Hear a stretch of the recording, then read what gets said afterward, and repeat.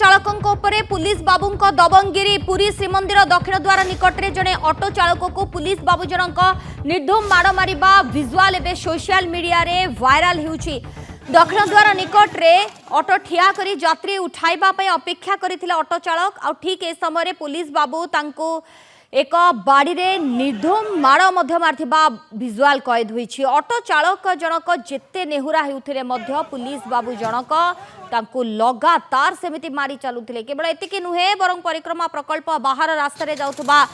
समस्त ऑटो गाड़ी अर्थात बैटरी गाड़ी रू पुलिस बाबू माने जोर जबरदस्ती तार काटी देउथबा सहित मोटा अंकर फाइन आदाय करथिबा से माने अभियोग आनिछंती। भारी दयनीय ये चित्र। ऑटो चालक जनक जेते नेहुरा होउछंती तांको कथा शुणुना पुलिस बाबू जनक। शिव प्रसाद दासपुरी रिपोर्टर आम सहित फोनलाइन जोड़ी शिव प्रसाद, ये विजुआल एवं सोशल मीडिया रे जदियो वायरल होउछि किंतु ये एक्शन को साधारण रे समस्ते खूब निंदा भी करूछंती कारण यात्री को उठाइबा पई जदियो ऑटो चालक जनक सेठारे गाड़ी को रखिथिले किंतु एमिति निर्दय भाव रे सर्वसम्मुख रे पुलिस बाबू जनक तांको पिटी चलीछंती। निश्चित भाव सोनाली देखु विभिन्न समय किसी पुलिस बाबू रही दबंगिरी जिहाद कर विभिन्न समय जो उठा दुकान रही जो ऑटो चलाउछंती टोटो चलाउछंती सेमान ऊपर दबंगिरी चलाउछंती। आप देखुथिबे से विजुआल देखुथिबे दक्षिण द्वार निकट में जन ऑटो चालक को पुलिस बाबू निर्धूम माड़ मारिबा सहित असभ्य भाषा गाड़ी गुलज कर से ऑटो वाला नेहुरा होउछि मते बाड़ाउन बोली तथापि शुणुना से पुलिस बाबू जनक माड़ मारी चली। ऑटो चालक दोष होतु यात्री की बसाई दक्षिण द्वार निकट में ऑटो छिड़ा करते जेहेतु यात्री मैंने बसवे बसला पर से ऑटो नहीं जिवे किंतु कौन पर छिड़ा कल बोली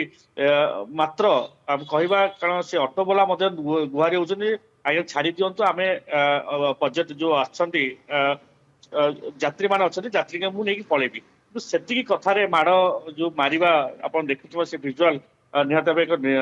जी देखुची सी एक प्रकार आश्चर्य प्रकट कर पुलिस बाबू जो न्याय देवा बदल भाव दबंगिरी के साधारण क्षोभ प्रकाश। शिव प्रसाद जेहेतु विजुआल क्लियर देखा जाउछि कि किए से पुलिस बाबू जनक तांकर परिचय किछि जना पड़लानी कि एवं एने थाना रे किछि मामला रुजु होइछि कि देखु से जिते ऑटो वाला को निर्धूम माड़ मारे से पुलिस बाबू और से ऑटो वाला पलैंट ऑटो वाला कौन थाना मामला रुजु करना जहाँ सूचना मिलूँ से जो पुलिस जी दादा दबंगिरी देखाई सी ड्यूटी से परिक्रमा प्रकल्प निकट में प्रतिदिन पड़ुची ना बर्तमान जना पड़ना से उद्देश्य नहीं से जहाँ जना पड़ी पार्किंग नहीं उद्देश्य रखिकी मारी तो ये घटना साधारण निंदा कारण प्राय समय पुलिस बाबू जनक यही भाव आचरण करुँच मान सहित हूँ से उठा दुकानी मान सहित हूँ व्यवसायी मान सहित हूँ